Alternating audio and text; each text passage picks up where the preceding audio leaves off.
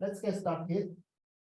So in the previous class, we learned about how to design a test bench using system value. And then now, so we will return to the logic related lecture. So actually, in the today in the today's class, so we will learn about the timing. So timing of sequential logic. So actually, when we learned about the combinational logic, so we learned about the timing of the combinational logic, right? And then when we learned about the timing of a combinational logic, we learned about the propagation delay, the maximum delay of the combinational logic, and contamination delay. That is the minimum delay of the combinational logic. So actually, when you learned about the delay or the timing of combinational logic, so we can just understand the two kinds of delay, maximum and minimum delays. So, okay, let's review the difference between combinational logic and sequential logic. So we learned that combinational logic is memoryless, so which means that outputs are just determined by input values. Okay, so it is important. So it looks like the black box. So it's a black box, and then actually so we can define the function of this black box or module. And then in the combinational logic, the output signals or output values are only determined by input signals. So which means that we can say combinational logic is memoryless. But sequential logic has memory. So which means that the sequential logic has state, and the state is determined by previous input signals, right? Because the previous we also learned about the FSM, the finite state machine. The state of the FSM is determined by input signals and the previous input signals. Okay, so which means that we can say that sequential logic has memory, and then outputs are determined by previous and current values of input. Okay, and then also I mentioned that the most digital system or most digital unit are sequential logic. So it means actually you can say I can say that the most digital system includes flip-flops or deep flip-flops, and then between these many flip-flops we can find combinational logic. So actually this is the basic form of digital module or digital system. So when you learn about the deep flip-flop, deep flip-flops receive clock signal, and then also I believe you understand the behavior of deep flip-flop, right? So input signal of this deep flip-flop is sampled at the edge of clock, or rising edge or falling edge of clock, and then the output of deep flip-flop is updated only at the rising or falling edge of clock. Okay, like this. So you can understand the system or the module like this. There are flip-flops here, and then between two flip-flops there is combinational logic. And then we already understand the timing of combinational logic. So what is the timing of combinational logic? The input signal is given to the input of combinational logic, right? And then after some delay or after some time, the output is determined by functional specification of this combinational logic. Then you can find the clock signals here, right? So this is the clock signal, and then you can find the clock edge here. And I said that this is the clock period. Okay, well we can say this is PC. So this is clock period.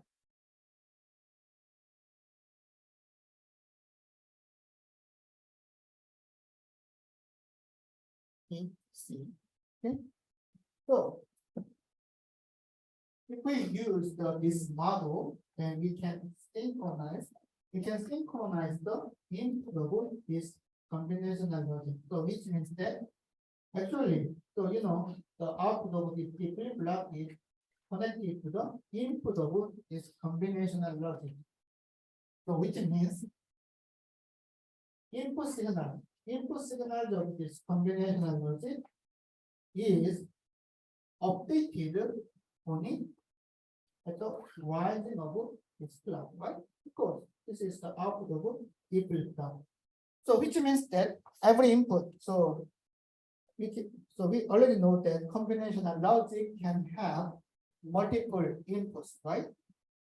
So every input to this combinational logic will be synchronized. So which means that it will start at the same time.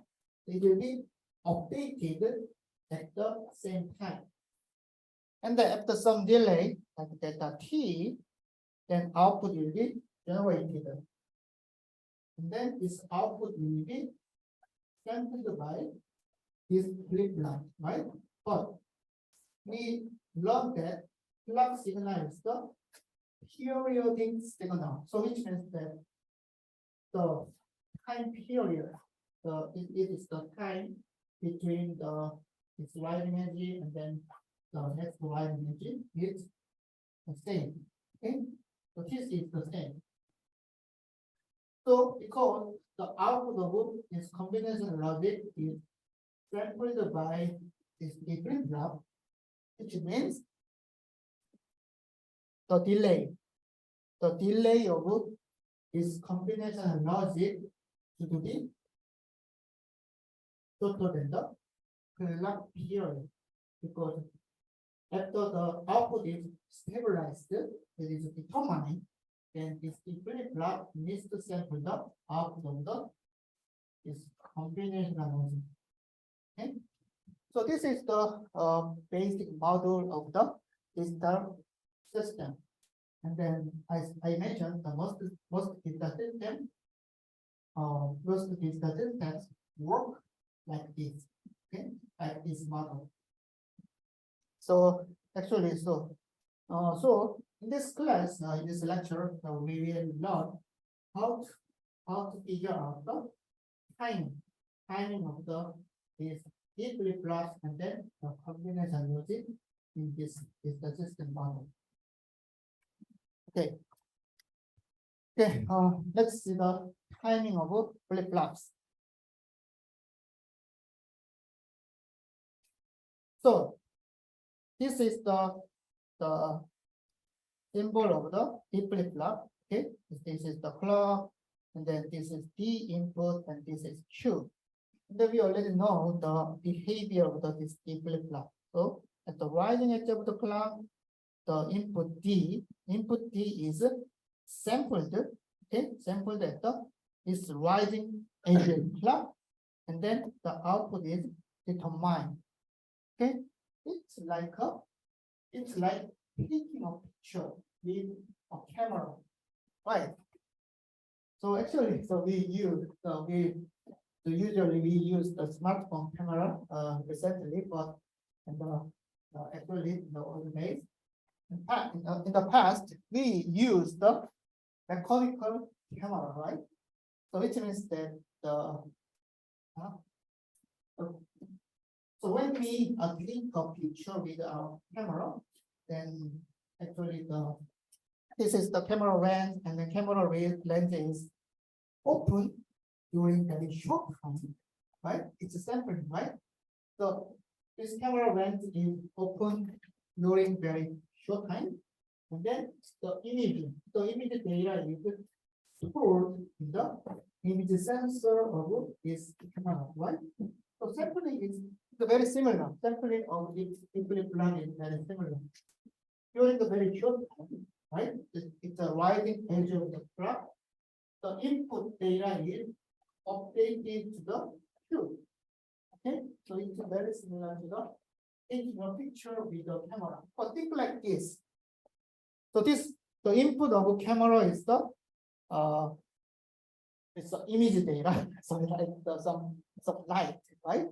It's a light or image, okay, images. And then the image data is captured or sampled by this range, right? So it's open, the range is open, and then the image data is sampled. But if this object is moving while the lens is open, then you can get very nasty, it's a very blurry or nasty image with our camera, right? So what does that mean? The input is changing while the input is sampling by this camera, then we can get unstable output with the camera, right? It's same to the deep flip-flop. So what does that mean?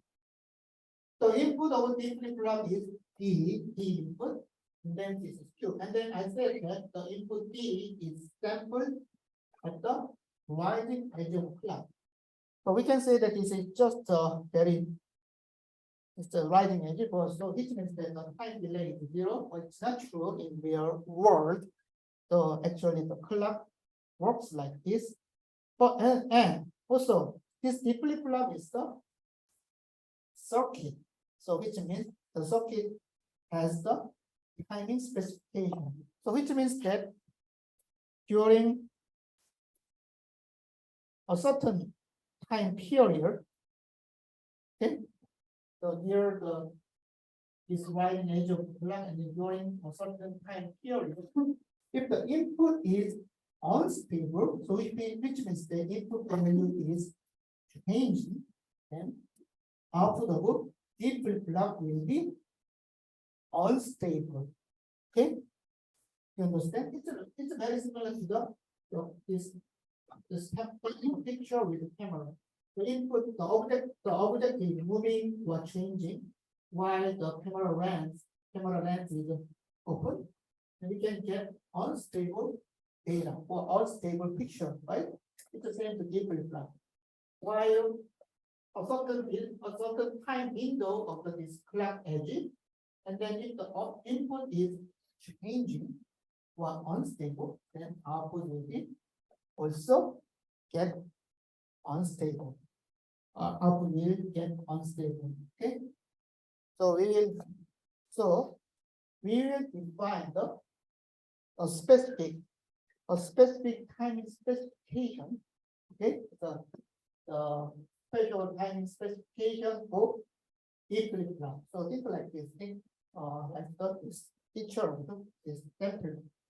So we need to define the setup time and hold time of deep flip-flop. So setup time means that, so you can find this is the clock signal, and then this is the input of deep flip-flop, right? So setup time means that before the rising edge of clock, this is the rising edge of the clock, the input signal needs to be stabilized. So which means that the input signal needs to be decided as 0 or 1 before the setup time. The setup time before the rising edge of clock. So which means, so you can find that this T setup here, this is the setup time of deep flip-flop.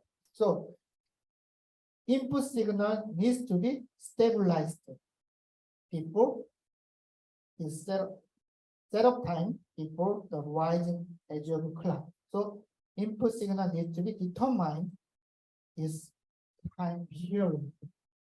So this is the meaning of the definition of setup time. So which means that if the input is changing at this time, okay, then deep flip-flop will get unstable output. So which means that we don't know the exact value of the deep flip-flop in this case. So which means the input change in this time period. Okay. So Also, another time specification is the hold time. So hold time is that the input also needs to be kept after the rising edge of clock. So, the input needs to be kept. The input needs to maintain its value during its hold time after the clock edge. Okay, this is the definition of hold time. So which means, so as you can see, this is the as you can see in this figure, you can find that the input is unstable because of this T0, so zero time, and then input is also unstable. So which means the input can be changed, so it can be changed, and the product is hold time. But during this zero time and hold time, the input value needs to be stable. Okay, so it means that the input value must not be changed during this zero time and hold time. And then the aperture time, includes it's called the TA, but aperture time is the sum of P setup and P hold. Okay, so actually you need to understand the definition of this hold time and setup time. Okay, and the aperture time is just simple. It's a T setup plus T hold. Okay, so you can understand the setup. Setup means that a certain value is determined. So this means that you can understand it like this. The setup time means that the input signal needs to be settled before the setup time of this clock edge. And the hold means that it's kept. The value is kept. So which means that the input value needs to be kept during the hold time of the flip-flop. Okay, this is the some special or unique feature of this flip-flop. So when we learned about the combinational logic, so we just focused on the output of the combinational logic. But in the sequential logic works with clock signal. Okay, and then so which means that we need to also consider the sampling by clock. Okay, like this sampling by camera. So which means that during the sampling time, the input needs to be stable. Okay, that's why we need to define zero time and hold time of flip-flop, because flip-flop samples the input signals. Okay. Also, we can define the delay of the flip-flop. So this flip-flop is you can implement the flip-flop with two latches. Okay, so it's just a logic. Okay, so it means logic will exhibit delays. So you can also define the output delay of flip-flop. So, and then I said that the output is updated at the rising edge of the clock, but the output is not reflected at the same time of the clock edge, right? Because this is a circuit, okay? And then every circuit exhibits delay. So obviously the Q will be updated at the some delay from this clock edge. Okay, so we need to also define the output time, output delay of this flip-flop. So and then interesting, actually the definition of this output delay of flip-flop is similar to the the definition of delay in combinational logic, right? So propagation delay and contamination delay. And we already know the meaning of the propagation delay and contamination delay. So this is the maximum delay, and then this is the minimum delay of circuit. Then what is the propagation delay? The propagation delay is the PCQ of D flip-flop. So we just define the delay of output in D flip-flop, right? Then the propagation delay of D flip-flop represents the maximum delay of this Q from the rising edge of clock. Okay. This is the maximum delay from the rising edge of clock for this output. Then contamination delay is the minimum delay. So this is the minimum delay from the rising edge of clock. Okay. So I believe you can easily understand the output delay of the flip-flop because we already learned about the propagation delay and contamination delay of combinational logic. So you can understand that, oh, this is just the logic, but it's a circuit. So circuit has delay at the output port. So propagation and contamination delay of the flip-flop is the delay of output port Q. Then Q is updated at the rising edge of the clock. So which means the delay from the rising edge of the clock for Q. Okay. Okay, so let's say but based on this timing specification of D flip-flop, then we need to design sequential logic, or which means that we need to design a digital system based on by considering timing specification of D flip-flop. So we learned about the setup time and hold time. And then for the setup time and hold time, the input signal, so which means the value of input needs to be stable during the setup time plus hold time around clock edge. Okay. So we need to understand. So we need to actually memorize. So when we design the logic using the D flip-flop, inputs must be stable and this setup before the clock edge. Okay, so you can just understand that this figure. So this is the clock edge, and then before the key setup before this clock edge, the input needs to be stable. Okay, and then until after the keyhole,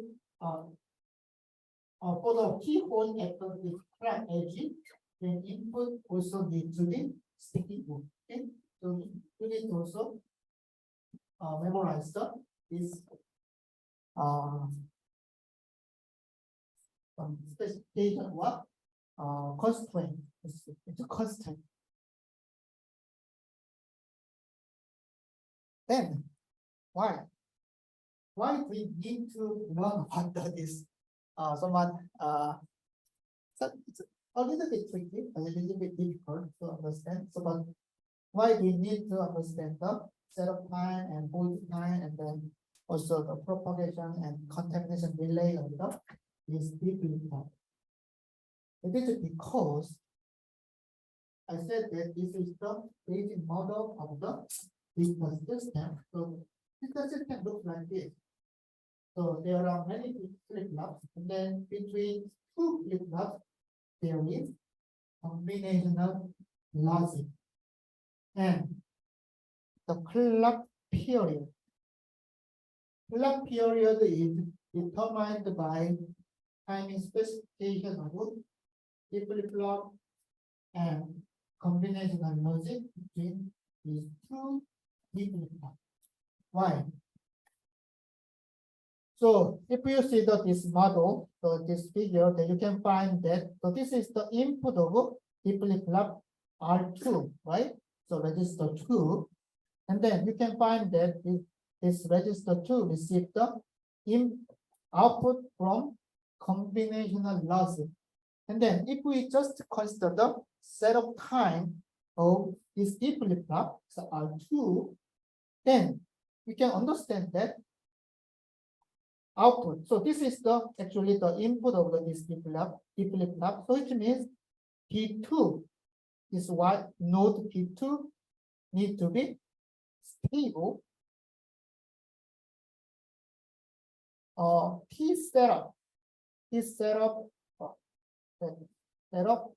before rising edge of clock. Okay, you understand? So because the P2 is the input of this flip-flop, is signal. The value of P2 needs to be stable before the setup time. So the P setup before the rising edge of is R2, right? And so which means that the output of this combinational logic needs to be stabilized. It's a determined before the setup time of this flip-flop. And we already know that the input signal of this combination logic is synchronized by this R2, right? So what is the delay? What is the delay of this combination logic? So which means the delay of this path. So from this output of this flip-flop and then to the input of the flip-flop.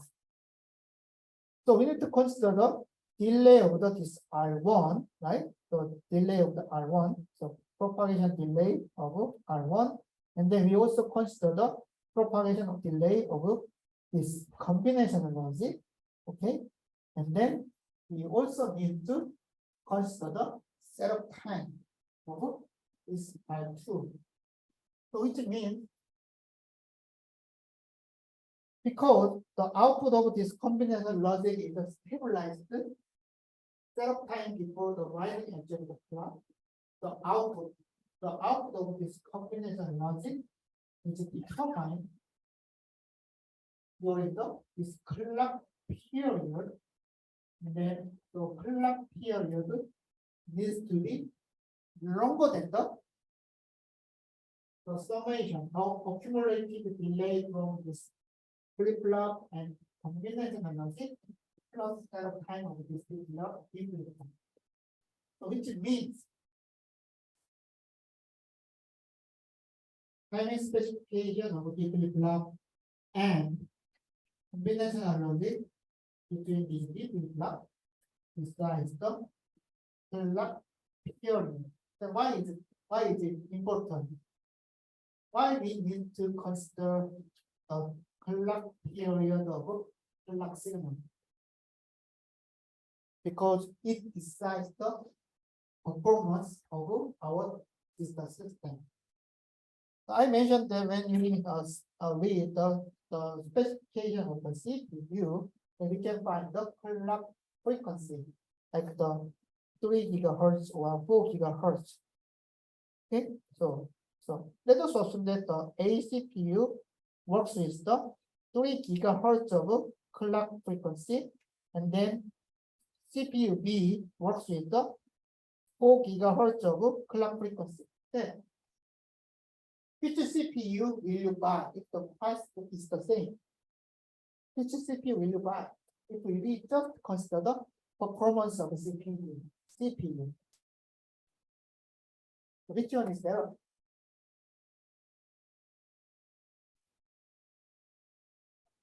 This one is better because the clock frequency, if the clock frequency is higher, so which means that this period is shorter, so which means during the shorter time, the CPU can perform the same amount of work, but during the shorter time. Which means that we can say that, oh, the CPU is faster than the other CPU. So it's not always true, but usually we can say that if the clock frequency is higher, then this data system is a high, exceed the higher performance. So it's faster. Okay? That's why the clock period is critical. It's very critical for our digital system. Then clock period is determined by timing specification book, flip-flop, and combinational logic. Okay, that's why this timing specification is critical, important for this design. Okay. Okay, so actually when we design, when we consider the period of the clock signal, so we need to consider two constraints, two timing constraints. It's called the setup time constraint. The setup time constraint. So another constraint is hold time constraint. Okay, so the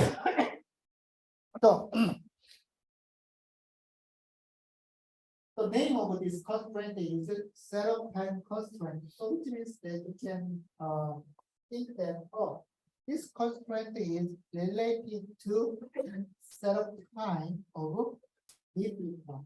Okay, then let's see why. Let's see the definition of setup time constraint. So what is the setup time constraint? So it's related. It's the constraint related to setup time, which means the input of flip-flop, the input of flip-flop needs to be stabilized before the setup time before rising edge of the clock. Okay, then we need to consider the setup time for this clock constraint. So what does that mean? Actually, this constraint is related to the clock period, the TC. Okay, which means based on when we decide the clock period of this system or the circuit, then we need to consider this setup time constraint. Okay, this setup time constraint is like the not possible. The fastest clock period. So let's see why. So let's see this model. Then how can we calculate the delay of the circuit? Okay, so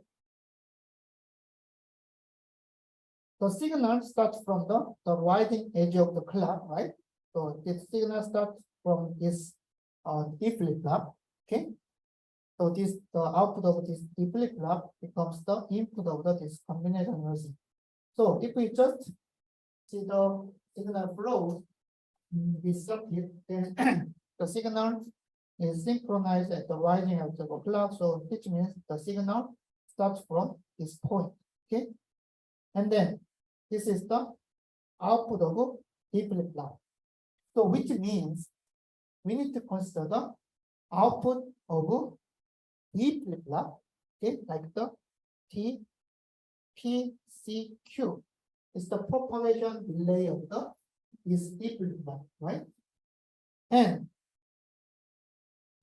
this signal is given to the combinational logic, and then this combinational logic will also exceed propagation delay, right? It's the maximum delay of the combination logic. So it's TPD, right? So this is the delay for this node. So if the from the rising edge of this clock, then we can say that delay of this D2, so it's the timing. The delay of the D2 is the TPCQ plus TPD, right? So this is the maximum delay of the flip-flop and the maximum delay of the combination. So this is the delay at this D2, right? But the signal at this D2 is to be stabilized before the T setup, the setup time before the next rising edge of clock, right? So this is the clock period. So during this, so at the rising edge of this clock, this signal is synchronized.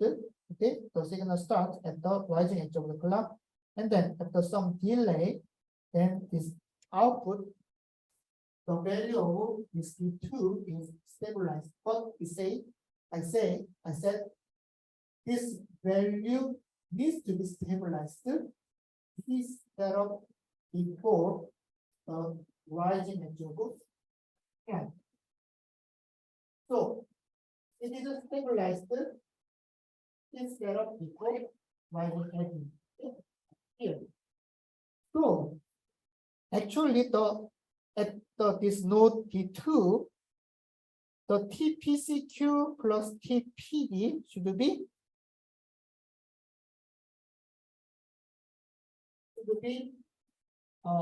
less than it's a clock period T minus T setup. You understand?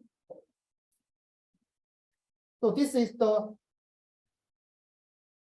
maximum edge of this circuit. Okay, but it is the maximum delay of flip-flop plus combination logic. But we already know that the output, the signal at T2 needs to be stabilized.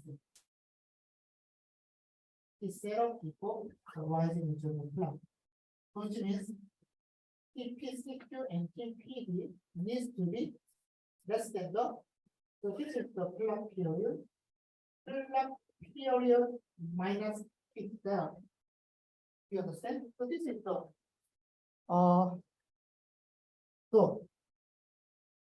this is the TPCQ plus TPD, and this is the T setup. So which means for this figure, so we can say that TC, so this is the clock period minus T setup needs to be bigger or equal, right? TPCQ, this is the propagation delay of this flip-flop, and TPD. Okay, so this is the setup time constraint. Setup time constraint of this system.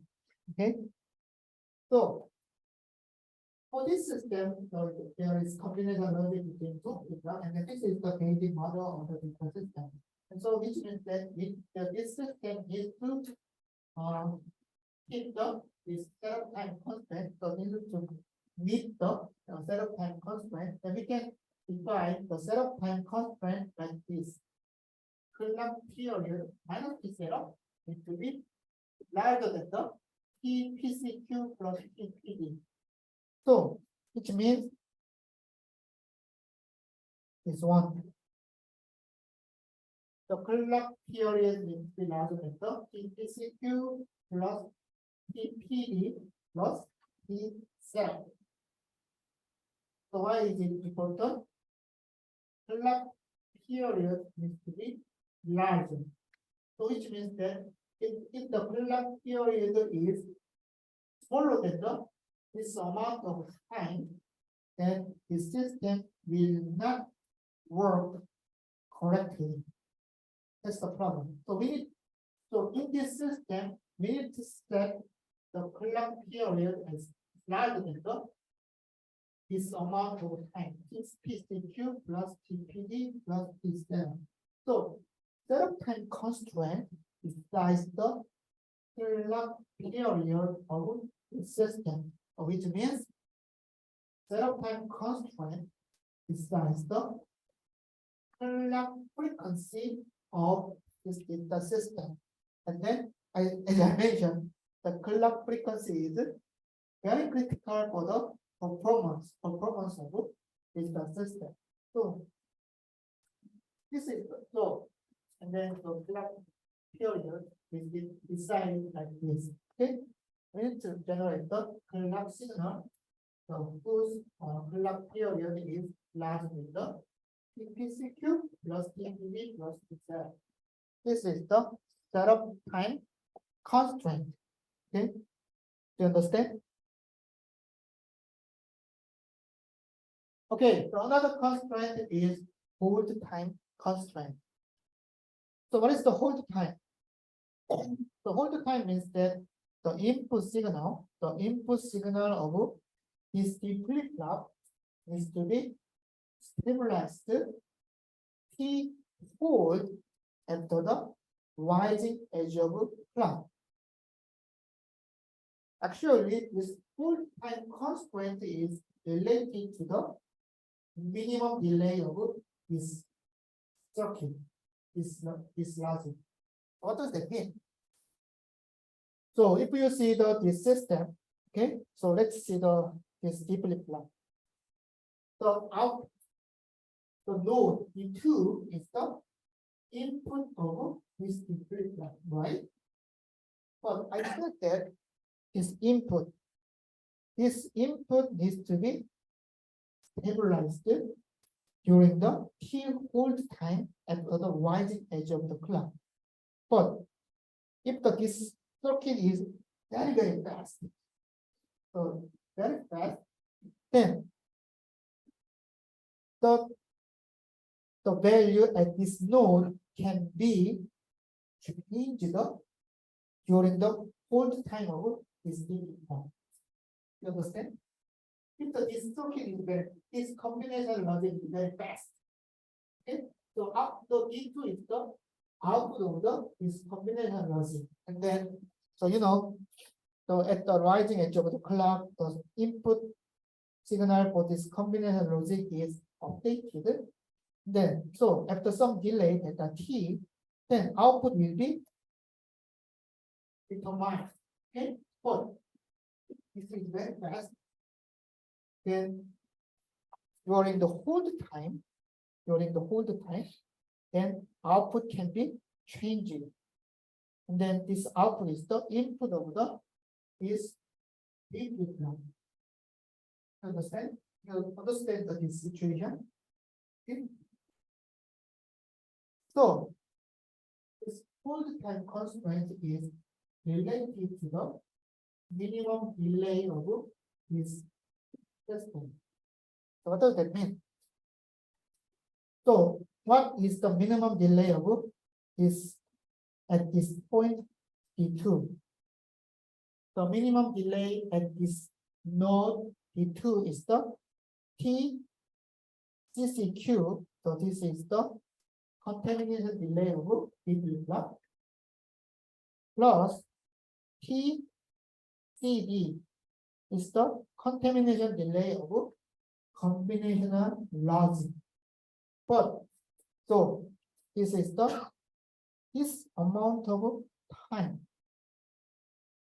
But problem is that if this TCCQ plus TCP is less than the T hold, so which means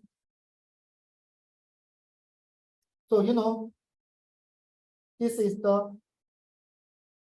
at the rising edge of the clock, this is the input of this flip-flop, right? But if the TCCQ plus TCD is less than the hold, which means that at the worst case, the output of which means the value at this E2 can be changed during the hold time. Then this flip-flop will generate the unstable output. So we need to avoid this situation. Okay, you understand? Because the output is very fast. Output is changing for the whole time during the whole time. So this flip-flop will generate the incorrect or unstable output. And then we need to avoid this case. So hold time constraint means that T hold time needs to be less than the T_Q plus TCB. So which means the minimum delay at this T2 needs to be larger than the hold time of different. So this is the hold time constraint. So which means if this combinational logic is very, very fast, okay, so then it can be a problem. So they can violate hold time constraint of the system. And then if this hold time constraint is violated, then this flip-flop may generate the unstable or incorrect output. So which means we need to meet this system also meet the hold time constraint. Okay, so I explained about the setup time constraint. So this system also meets the setup time constraint. So the setup time constraint is related to the maximum delay at this two. Okay, and then hold time constraint is related to the minimum delay at node 2. Okay. So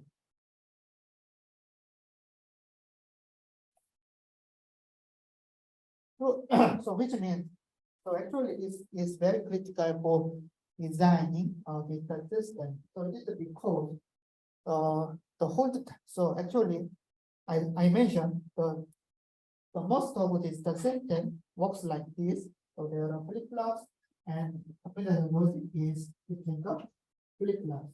So but in order to make this system work correctly, then we need to meet these two timing constraints, the setup time constraint and hold time constraint. So which means when our very low design is synthesized and then synthesized design includes the many basic data modules. So and then also the timing is calculated based on the synthesized module.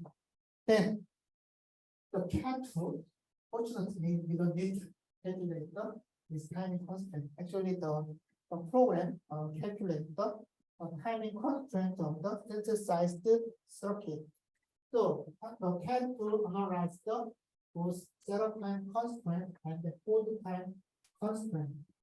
And then if our circuit violates the setup time or hold time constraint, then the CAD tool reports the timing constraint violation. Then we need to fix our design because, as I mentioned, these constraints are violated, and our system will work incorrectly. Okay. So let's see the example. So this is the timing analysis example. So as you can see, there are multiple flip-flops here. Here, and also you can find the multiple combinational logic gates here. And then this is the timing characteristics. So timing characteristics of flip-flop. So we can find the contamination delay and propagation delay of the flip-flop. That's zero time and hold time. Also, you can find the logic delay for gate. This is the basic gate, and then this is the propagation delay, and this is the contamination delay. Then the first question is what is the minimum clock period for this circuit, which means the lowest clock frequency of this circuit. Then, so I mentioned that, so in this problem, so I asked what is the shortest allowable clock period? Okay, it's a minimum clock period, minimum allowable clock period. Then we need to consider the setup time constraint, right? The setup time. How? So I mentioned that setup time is related to the maximum delay. Then what is the maximum delay? So what is the critical path in this system? The critical path is this one. Okay, it starts from A or B, right?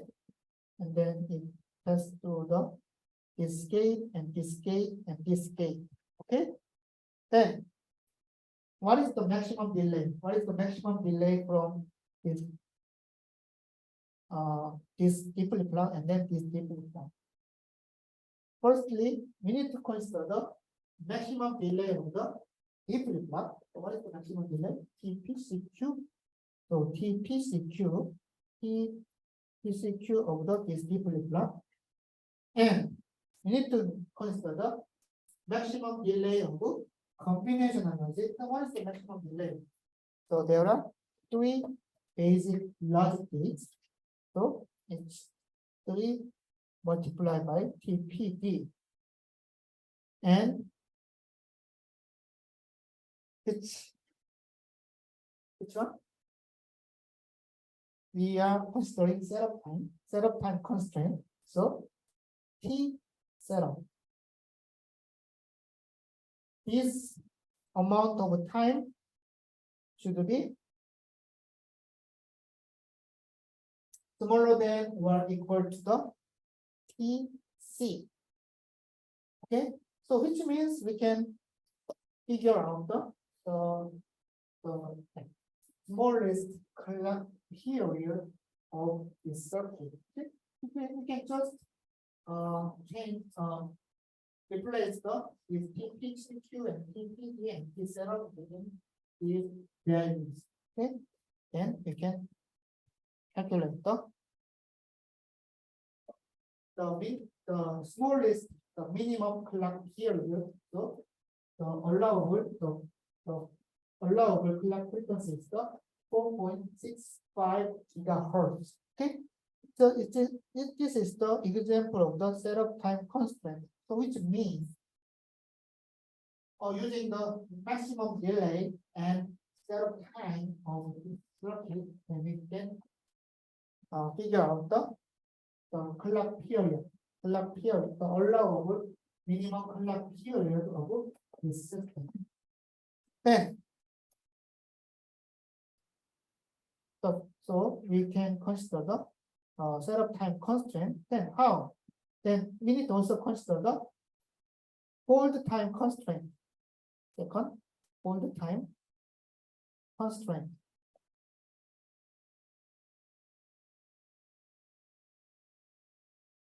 So, and then I mentioned that when we consider the hold time constraint, then we need to consider the minimum delay, right? What is the minimum delay of this circuit? So it's the minimum delay. The minimum delay is this path, right?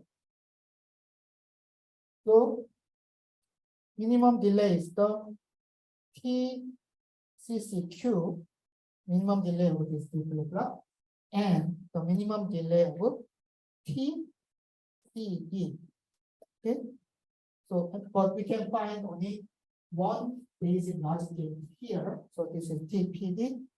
It is larger than the T hold, right? This is the hold time constant. Then we can replace this variable using the numbers here. So it's a 30 plus is the 25 is the 55. But T hold is, where is the T hold? It's 7 picosecond. So it's less than the 7 picosecond. So what's the problem? this circuit violates hold time constraint. Then how can we solve this problem? So problem is that, oh, this pass is very fast. Okay? The delay, the minimum delay of this pass is so small.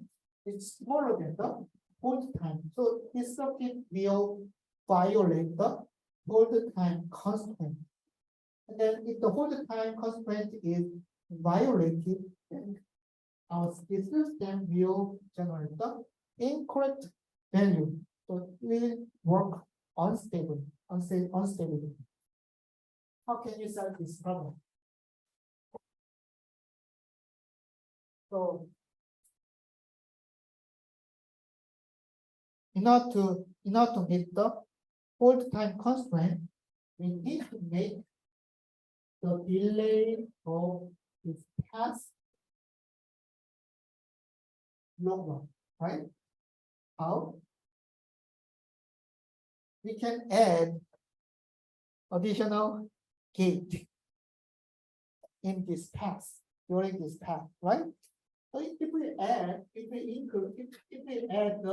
additional gates like the buffer, okay? The buffer is the buffer is composed of two inverters, right? And then also the inverter is a circuit, and then the buffer also exceeds the delay. So if we just increase the delay of this path, the very last path, then we can meet the hold time constraint. Okay, you understand? So we can add the buffer here. So this is the solution for meeting hold time constraint. So we can add just the buffer. If the circuit has violated the hold time constraint. Okay. So yes. So actually, when we design a digital system, then sometimes our design may violate the hold time constraint.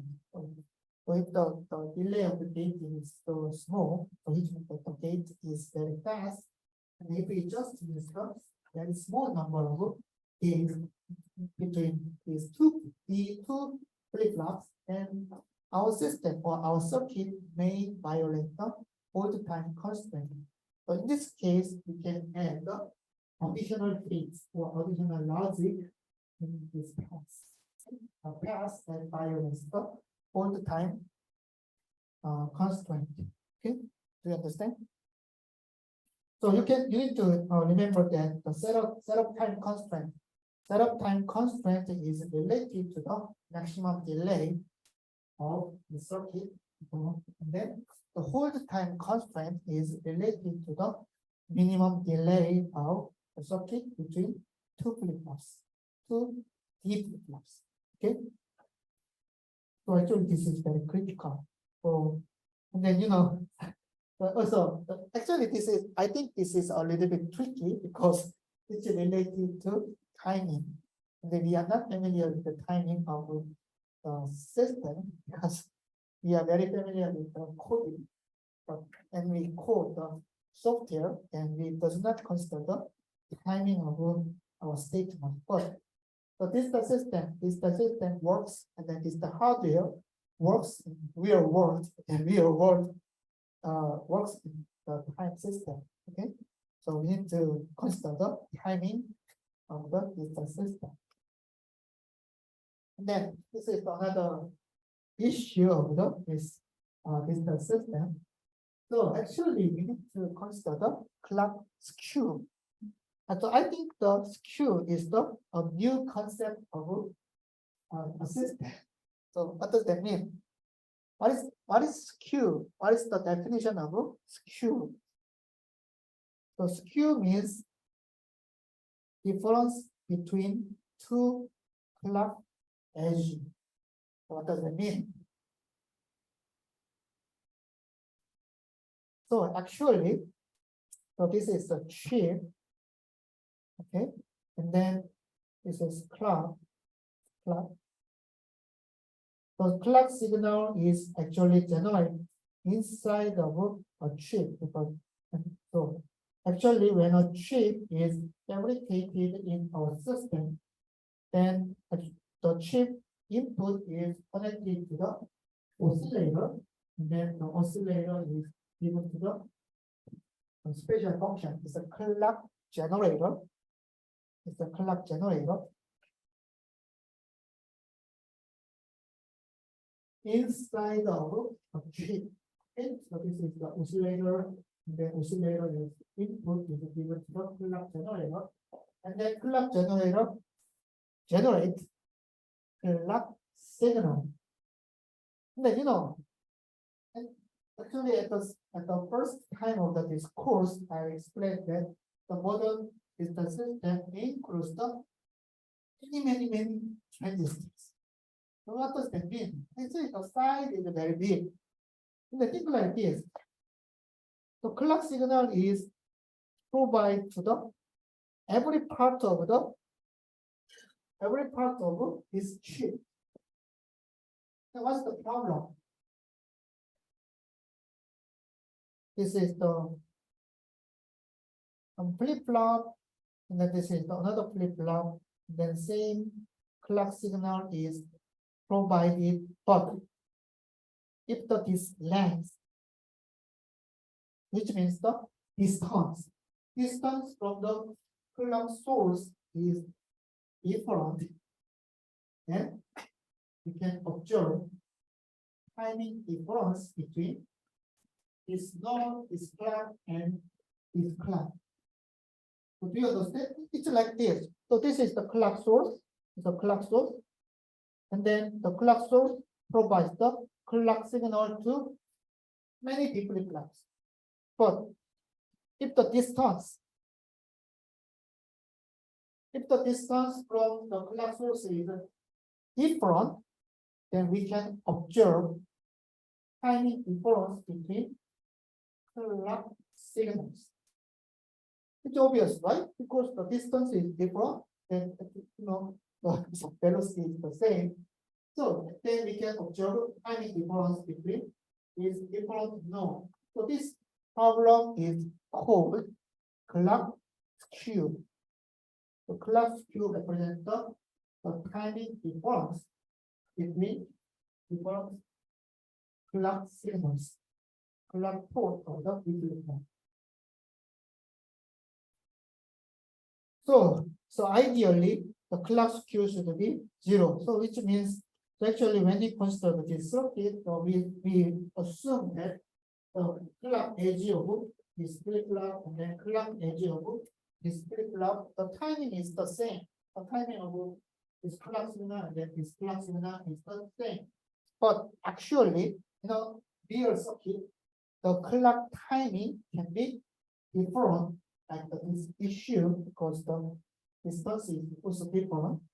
So we can observe timing difference in clock signals. So this timing difference in clock signals are called clock skew. Then why do we need to consider clock skew? It's related to the timing constraint of our circuit. Okay, so which means that when we consider the timing constraint of our system, then we need to also consider the clock skew. Okay, so this is the example, the clock 2 and clock 1. You can find that the timing difference between these two clocks. Okay, how? Why? So how can you consider the clock skew in the setup time constraint?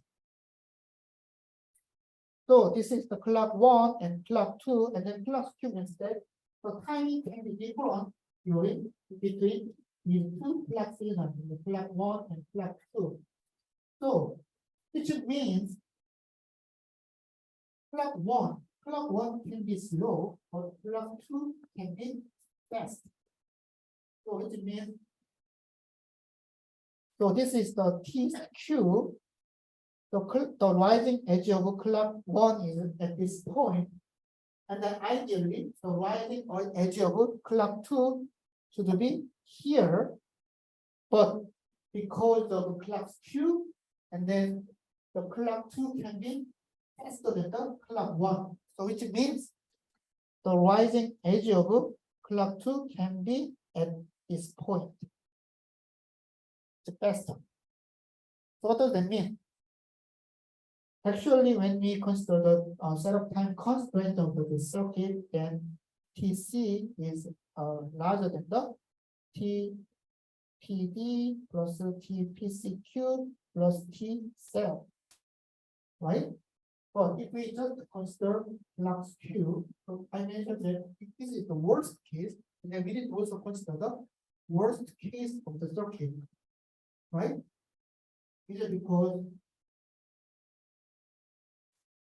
we need to avoid the worst case. So it's a circuit. Then we can generate the stable system. So in this case, the TCQ is the maximum timing difference between two lux segments. So if we just consider the worst case of this scenario, then clock 1, the rising edge of clock 1 is here, but clock 2 is faster than the clock 1, then the rising edge of clock 2 be here in the worst case, right? The worst case. So actually, TC in the setup time constraint, the TC is larger than the TPD plus TPCQ plus T setup. But if we just consider the clock Q, then it should be TC minus TQ. You understand? Because when we just consider the worst case, the clock 2 is faster than the clock 1 by TQ. So TC minus TQ needs to be larger than the setup time constraint.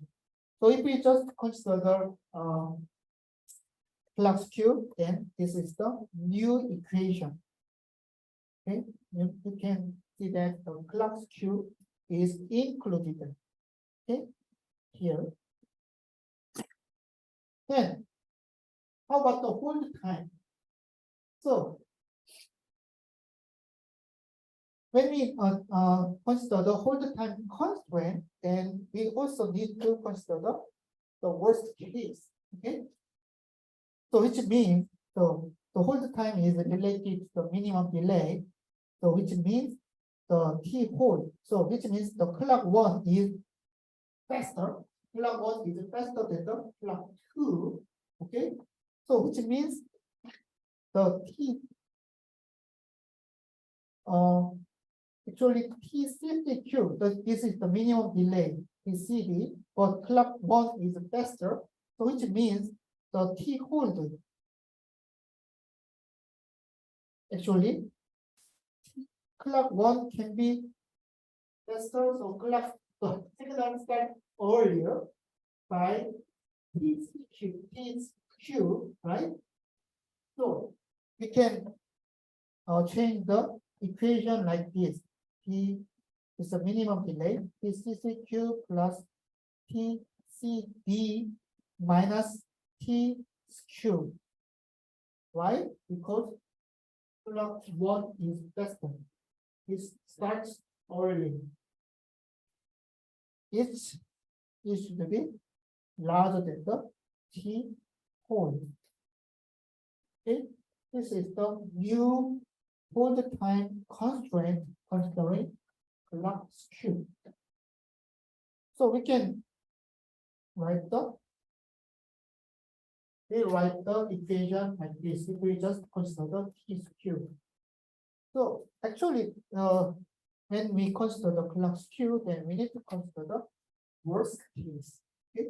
So which means the constraint is constraint get severe, which means so actually we need when we consider the setup time, so it's a so we can think that this is the worst case. So which means that we need to consider the clock Q, then we need to use the lower clock. So which means that the setup time constraint will increases by flux Q. Also, the hold time constant, we need to also consider that actual hold time is also increased by clock Q. Is Q because we need to consider the worst case. The worst case of the hold time constant is that clock 1 is exponent of clock 2. So which means that it is not, it's not origin. Okay, like the equation. Okay, so until now, so we learned about the timing specification of the sequential logic system. Actually, it looks like so, and then it's very critical. It's very critical for the stability of circuit or performance of this system. Okay, then we need to meet the this hold time constraint and zero time constraint, right? I hope everyone can understand this concept. Okay, so any question? Okay, 감사합니다.